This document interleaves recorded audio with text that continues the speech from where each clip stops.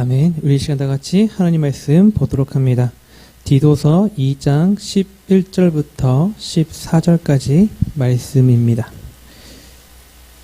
디도서 2장 말씀 11절부터 14절까지. 모든 사람에게 구원을 주시는 하나님의 은혜가 나타나 우리를 양육하시되 경건하지 않은 것과 이 세상 정욕을 다 버리고 신중함과 이로움과 경건함으로 이 세상에 살고 복스러운 소망과 우리의 크신 하나님 구주 예수 그리스도의 영광이 나타나심을 기다리게 하셨으니 그가 우리를 대신하여 주심은 우리를 속량하시고 우리를 깨끗하게 하사 선한 일을 열심히 하는 자기 백성이 되게 하려 하심이라. 아멘. 네, 아멘. 지중해 연안에 크레테라는 섬이 있습니다. 이 섬에 복음이 들어가고 교회가 세워졌을 때 바울은 아들처럼 사랑한 제자 디도에게 이 섬의 목회를 부탁하면서 이렇게 말을 합니다. 디도, 네가 목회를 하면서 반드시 가르치고 전해야 될 것이 있다. 그것은 우리 기독교 신앙은 하나님의 은혜에서 비롯된 것이며 우리 그리스도인의 삶은 바로 하나님의 은혜에 대한 반응이라는 것이다. 여러분 믿으십니까? 우리 기독교 신앙은 하나님의 은혜로 시작되고 이루어지고 맞춰지는 것이고 그 은혜에 대한 반응이 바로 우리 그리스도인의 삶의 모습들이라는 것이지요. 여러분의 삶의 모습들에 하나님의 은혜가 나타나길 소망합니다. 하나님의 은혜가 나의 삶을 하여금 그리스도인답게 이끌어준다는 것이지요. 그래서인지 오늘 본문에서 바울은 디도에게 하나님의 은혜가 우리 안에 어떻게 작용을 하는지, 과연 그 은혜가 어떻게 우리를 이끌어가고 과연 그리스도인다운 삶을 살아가게 하는지를 우리에게 가르쳐주고 있습니다. 우리 다 같이 본문 말씀 우리 11절 다시 한번 읽겠습니다. 모든 사람에게 구원을 주시는 하나님의 은혜가 나타나. 자, 여러분 먼저 성경에서 모든 사람이란 단어가 사용될 때 가장 많이 뜻하는 말은 모든 사람이 아담으로 인해서 어떻게 되었다고 말하고 있죠? 다 범죄였다. 다 이미 그들은 영적으로 죽은 자다라고 말하고 있죠. 죄의 종이 되었다라고 말합니다. 하나님을 향해 그 어떤 것도 할 수 없는 완전히 타락한 존재들이다. 그런데 이러한 모든 사람에게 하나님의 은혜가 나타났다라고 말하는 것이지요. 바로 이것이 우리 기독교에서 말하는 은혜의 교리입니다. 그러나 우리는 여기서 이 은혜의 교리, 은총의 교리에 대해서 단순하게 그렇구나 끝날 것이 아니라 이 은혜의 교리 안에 흐르고 있는 두 줄기를 알아야 됩니다. 첫 번째는 일반 은총이고 또 하나는 특별 은총입니다. 즉 우리는 성경에서 모든 사람이란 개념을 접했을 때 단순하게 모든 사람을 하나님 구원하셨구나 끄는 것이 아니라 그 모든 사람이 뜻하는 일반 은총과 특별 은총이 있다는 것입니다. 먼저 여러분 일반 은총이 무엇이죠? 일반 은총이란 것은 구원받기로 작정된 자, 하나님께서 선택받은 자나 선택받지 못한 자나 다 똑같이 누리는 하나님의 보편적인 은혜들입니다. 이 은혜들에 대해서 바울은 하나님께서 해를 악인과 선인에게 똑같이 어떻게 하신다고요? 비추신다. 이 외에도 무엇이 있을까요? 이 외에도 우리가 숨쉬는 공기들, 또한 이 땅에서 누리고 있는 것들이 있습니다. 또한 이뿐만 아니라 우리의 안에 생각할 수 있는 능력, 상상할 수 있는 능력, 또한 창의력 등, 또한 감정을 느끼고 표현할 수 있는 표현력, 또한 무엇인가를 향해 노력하고 성취할 수 있는 능력들, 이 모든 것이 다 일반 은총 영역에 속한 것입니다. 그래서 택자나 비택자나 결국 그 삶에 대한 노력의 결과물들을 먹고 살게 되는 것입니다. 그러기에 여러분 노력 없이 그저 주여 주여 도와주소서 이루어주소서라는 것은 철저하게 기복주의 신앙이며 샤머니즘 신앙이 됩니다. 여러분 삶의 최선을 다하는 자가 되어지길 소망합니다. 더욱이 이 세상 일반 사람들과 달리 우리 택함 받은 자들은 하나님께서 도우시는 특별한 은혜들이 더 있다고 했지요. 우리가 삶에서 최선을 다할 때 하나님의 지혜와 도우심들을 구하면 하나님께서 이 세상 사람들이 얻을 수 있는 것보다 더 뛰어난 결과물들을 우리에게 얻게 하여 주실로 믿습니다. 삶에 최선을 다하고 하나님의 도우심을 구하는 우리가 되어지길 소망합니다. 이러한 일반 은총에 반해서 특별 은총은 하나님께서 이 세상의 모든 사람들 가운데 자신의 기뻐하심을 따라 구원하시기로 작정한 모든 사람에게 베푸시는 구원의 은혜를 뜻합니다. 이 세상에 있는 모든 사람들 가운데 하나님께서 영원전부터 자신의 선하시고 기뻐하신 뜻을 따라 택한 모든 사람에게 내리는 그 구원의 은혜들, 성령의 아름다운 역사들이 바로 이 특별 은총에 뜻하는 것이죠. 지구상에 있는 모든 사람을 구원하시지 않음에도 모든 사람이란 단어를 사용한 것은 하나님께서 영원전부터 계획으로 구원하기로 작정한 모든 사람은 반드시 구원의 은혜를 받는다. 그것을 가리키기 위함이기 때문입니다. 여러분, 하나님의 구원에는 결단코 실패가 없는 줄로 믿습니다. 하나님은 작정한 모든 사람들을 다 구원하실 줄로 믿습니다. 그래서 우리가 흔히 요한복음 3장 16절 하나님이 세상을 이처럼 사랑하사 할 때 이 세상을 보통 우리는 만인 구원론적으로 모든 사람을 생각합니다. 그러나 역시 이 세상도 요한복음 1장 17절에서 요한이 말하죠. 이는 육이나 혈정이 아니라 오직 하나님께로부터 난 자들. 바로 그래서 우리가 아는 조나단 에드워즈나 또한 매튜 미트나 유명한 주석가들은 한결같이 그 하나님께서 사랑한 이처럼 사랑한 그 세상은 요한복음 1장 17절에서 말하는 하나님께로부터 난 자들의 세상이다 라고 말하고 있습니다. 여러분, 바로 우리가 그런 자들인 줄 믿습니다. 이 은총의 교리에 대해서 바울은 또한 우리에게 이렇게 말하고 있습니다. 하나님께서 주신 그 은혜들이 우리에게 행하여 주시는 것이 있다. 우리 다 같이 본문 12절 말씀 보겠습니다. 우리 12절입니다. 우리를 양육하시되 경건하지 않은 것과 이 세상 정욕을 다 버리고 신중함과 의로움과 경건함으로 이 세상에 살고. 자, 지금 여러분, 바울이 디도에게 하나님의 은혜가, 그 구원의 은혜가 우리를 무엇한다고 말하고 있습니까? 우리를 무엇하신다? 양육하신다. 좀 더 정확히 말하면 하나님의 그 구원의 은혜는 우리를 단순하게 구원함으로 끝나는 것이 아니라 그 구원의 은혜가 우리 안에 머물러서 우리로 하여금 이 땅에 그리스도인답게 살아가도록 성숙해 가도록 우리를 양육해 간다는 것입니다. 그래서 끝내 14절과 같이 선한 일을 열심히 하는 자기 백성이 될 때까지 하나님 우리를 양육해 가신다. 우리를 기르시는 것입니다. 우리가 말하죠. 여호와는 나의 목자시다. 우리가 찬양하죠. 주는 나를 기르시는 목자요. 바로 그 은혜가 있다라고 말하고 있는 것이죠. 그렇다면 하나님께서 그 은혜로 우리를 양육하시는데 그 첫 번째가 무엇일까? 그 첫 번째 과정, 그거에 대해서 우리 본문에서는 한마디로 버리는 것이다 라고 말하고 있습니다. 우리가 버려야 될 것이 무엇인가? 우리 12절에 보면 이렇게 말하고 있죠. 경건하지 않은 것과 이 세상 정욕이라고 말하고 있습니다. 경건하지 않은 것과 이 세상 정욕. 자, 먼저 왜 바울은 디도에게 경건하지 않은 것과 이 세상 정욕을 버리라고 하였을까? 왜 우리가 그것들을 버려야 됩니까? 여러분, 이 세상 정욕과 경건하지 않은 것이 우리 안에 있으면 그것이 가장 먼저 우리의 정체성을 흔듭니다. 즉, 우리 스스로 우리 자신을 정죄케 합니다.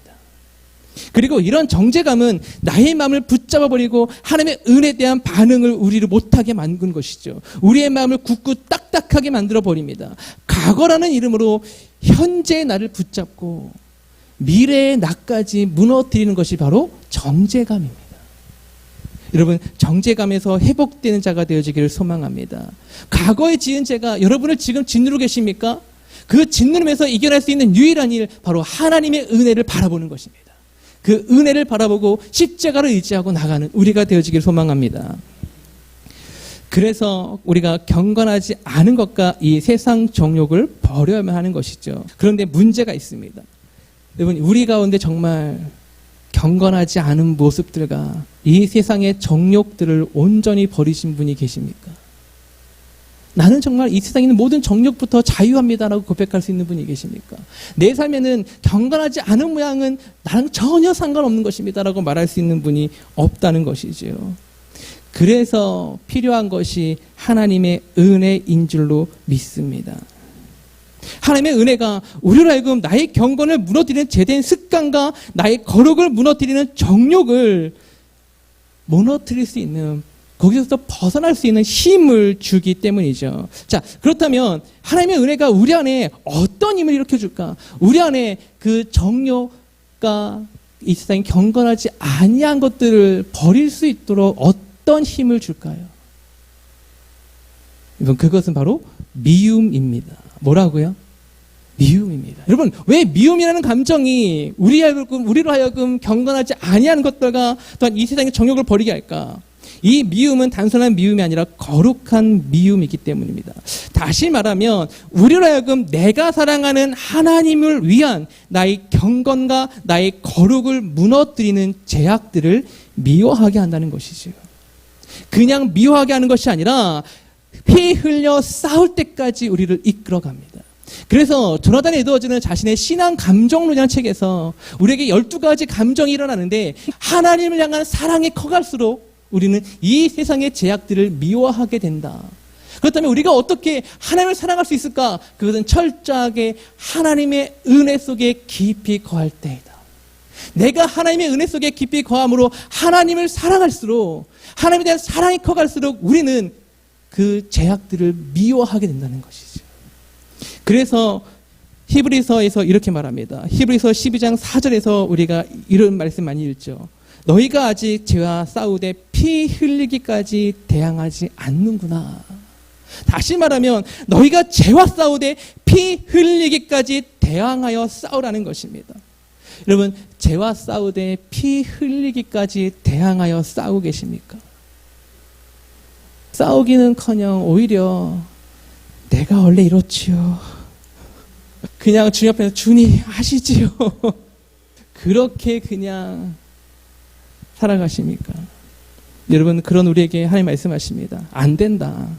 너는 경건하지 않은 것과 이 세상 정욕과 피 흘리기까지 대항하여 싸우라. 그리고 그것을 위해서 우리에게 하나님의 은혜를 부어주셨다. 그 은혜가 우리를 하여금 하나님을 사랑하게 하고, 사랑이 깊어질수록 우리는 너와 나의 관계를 무너뜨리는 그 제약들을 미워하게 될 것이다 라고 말합니다.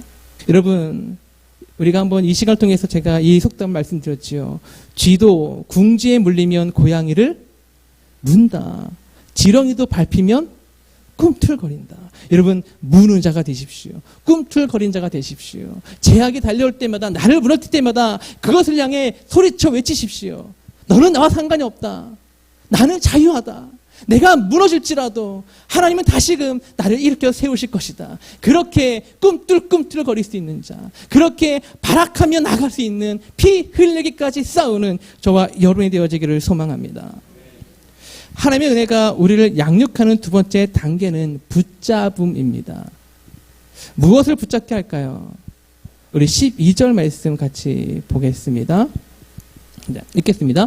우리를 양육하시되 경건하지 않은 것과 이 세상 정욕을 다 버리고, 그 다음에 무엇입니까? 신중함과 의로움과 경건함으로 이 세상에 살고. 지금 바울은 디도에게 말합니다. 네가 이 세상에 경건하지 않음과 정욕을 버리게 되었다면 너는 이제 이 세상에서 신중함과 의로움과 경건함으로 이 세상을 살아야 한다. 여러분, 왜 바울은 여기서 무엇보다 먼저 신중함을 먼저 얘기를 했을까요? 여러분, 신중함이 무슨 뜻이죠? 제가 이제 국어 사전을 찾아보니까 신중함이란 이렇게 나와 있더라고요. 특정 사안과 문제 앞에서 어떤 언행이 옳은지를, 또한 그 언행의 결과가 무엇인지를 헤아려 보고 행하는 것. 특정 사안과 특정 문제 앞에서 내가 지금 하고자 하는 그 언행이 어떠한 결과를 초래할지를 미리 잘 헤아려 보고 행하는 것. 그것이 바로 신중함이라는 것입니다. 여러분, 저는 그 국어사전의 정의를 보면서 이거구나. 그래서 바울이 우리에게 신중함을 요구했구나. 그래서 하나님의 은혜가 우리로 하여금 가장 먼저 신중함을 일으켜주는, 뭐라고 하죠? 우리 안에 먼저 신중함을 일으켜주는구나 라고 생각했습니다. 왜입니까? 여러분, 우리 기독교 신앙의 가장 보편적인 신앙, 우리 종교개혁자들이 외쳤던 신앙 중 하나가 코람데오 신앙입니다. 우리 코람데오가 무슨 뜻이죠? 그렇죠. 하나님 앞에서, 그렇죠. 하나님의 임재이시, 하나님께서 지금 나와 함께한다는 그런 인식이죠. 하나님께서 내 삶에 함께하고 나를 보신다라는 그런 고한 대오적인 사상이 있다면, 그런 신앙이 있다면 당연히 우리는 어떻게 하겠습니까? 매사에 신중할 수밖에 없죠. 내가 지금 해가고자 하는 것, 나의 문제 앞에서, 그 상황 앞에서 내가 지금 행하고자 하는 것과 내가 지금 말하고자 하는 것을 어떻게 우리가 신중하게 검토하지 않을 수가 있겠습니까? 여러분, 우리가 신중함으로 설 수 있는 자가 되어지기를 소망합니다. 하나님께서 우리에게 말씀하십니다. 나의 은혜가 너한테 있다면, 너가 나를 사랑한다면 사랑하는 연인에게 하듯이 너희 삶 속에 신중함이 나올 것이다. 너와 함께하고 있는 나를 의식하며 너가 살아갈 것이다. 여러분, 하나님을 의식하며 살아갈 수 있는 자가 되어지기를 소망합니다. 자, 그렇다면 우리를 신중케 하는 그런 양육의 도구가 무엇일까? 무엇일까요? 성경은 한 가지만 하죠. 바로 말씀이다. 말씀이다. 오직 말씀만이 우리로 하여금 하나님께서 무엇을 기뻐하시며 무엇을 미워하시는지, 무엇을 통해 영광받기를 원하시며 우리가 이 땅에서 어떻게 대응하며 어떤 방법과 양식으로 살아갈지를 우리에게 알려주기 때문입니다. 여러분, 그래서 우리가 매일매일 아침마다 또한 저녁마다 말씀을 묵상하고 읽고 또 읽어야 될 줄로 믿습니다. 단순히 읽는 것으로 끝나면 안 됩니다. 읽으시면서 기도하십시오. 하나님의 은혜를 구하십시오. 내가 지금 읽는 이 말씀을 내가 깨닫게 하옵소서. 이것을 깨닫는 것이 아니라 그 깨달은 바를 행하게 하옵소서. 그리고 내 삶에, 내 마음에 사건이 되어지는 그 말씀들을 보게 하옵소서. 그렇게 간절히 은혜를 사모하는 마음으로 읽을 수 있는 우리가 되어지기를 소망합니다. 그렇게 하나님의 은혜 속에서 말씀을 붙들며 하나님을 향해 성숙해져 갈 때 우리는 하나님께서 우리의 삶을 보시면서 이쁘다, 내가 너와 함께함이 즐겁다, 그렇게 말씀해 주실 줄로 믿습니다. 우리가 붙잡아야 할 두 번째 것은 의로움이죠. 그런데 여러분 잘 알다시피 우리는 의로울 수가 없습니다. 우리가 의로움을 붙잡는다고 그 의로움이 나의 것이 될 수 없습니다. 그래서 성경은 말하죠. 진정한 의로움 대신 예수님께서 내 안에 사시는 역사가 있어야 한다. 다시 말하면 내가 예수님의 의로 뒤집어 쓰임을 당하는 역사가 있어야 우리가 의로워질 수 있다고 합니다. 그렇다면 왜 내 안에 그리스도께서 사시는 역사, 내 마음을 그리스도의 의로 덮어주시는 역사, 그 역사가 어디에서 일어났습니까? 십자가에서 일어났지요.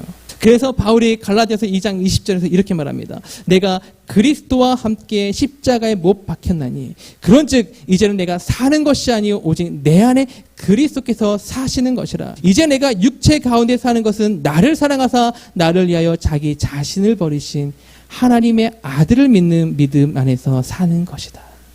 지금 바울이 말합니다. 내가 그리스도와 함께 십자가에 못 박혔더니 내 안에 그리스도께서 사시는 역사가 일어났다.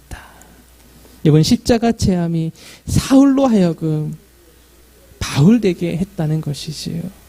여러분, 그 역사가 우리 가운데 있길 소망합니다. 사울에게 임한 이 은혜가 우리의 것이 되어야 합니다. 그래서 내 안에 사울은 죽고 내 안에 바울이 일어나는 은혜가 있기를 소망합니다. 마지막으로 우리가 붙잡아야 할 것은 경건함입니다. 바울은 이 경건함에 대해 디도에게뿐만 아니라 디모데에게도 디모데전서 4장 7절에서 이렇게 말하죠. 경건에 이르도록 자신을 연단하라.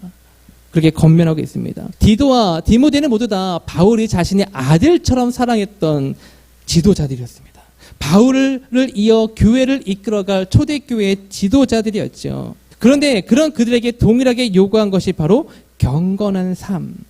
왜 바울이 경건한 삶을 요구했을까? 여러분, 경건이 무엇이죠?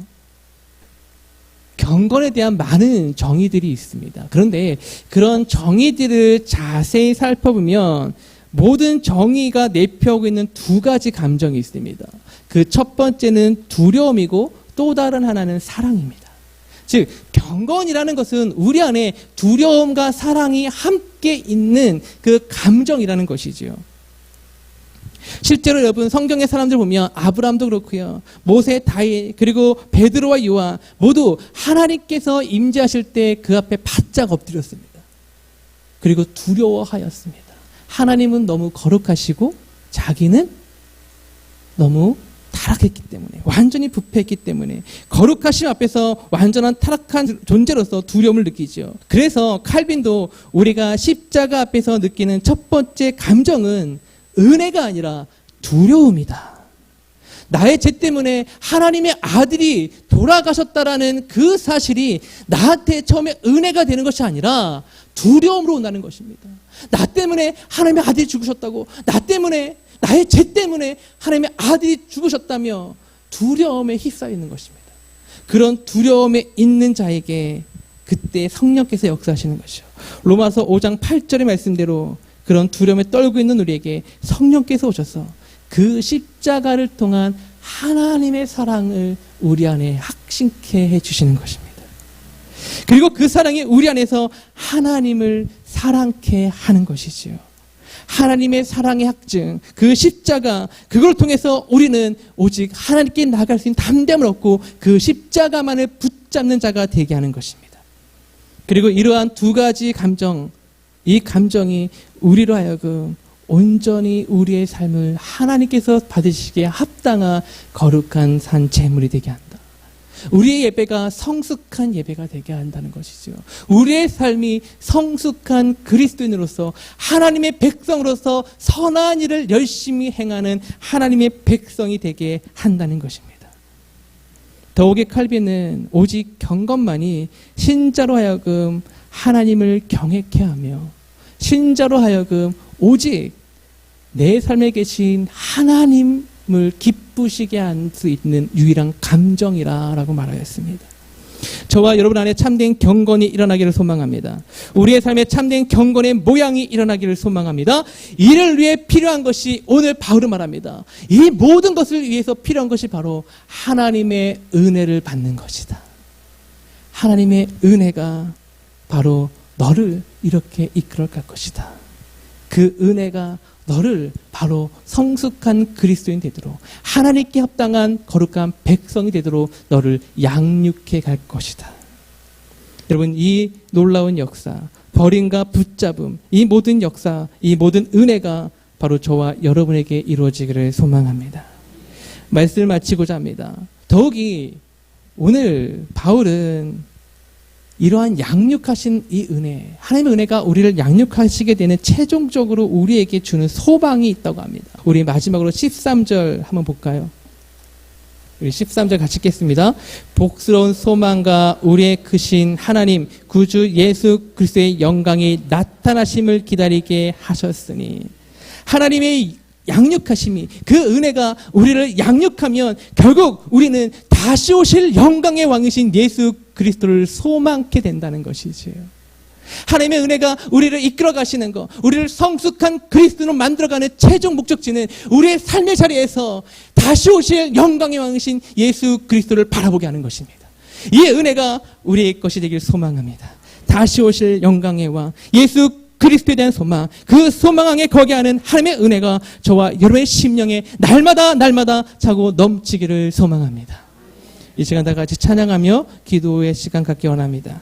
우리 주님 다시 오실 때까지 다 같이 찬양하시겠습니다.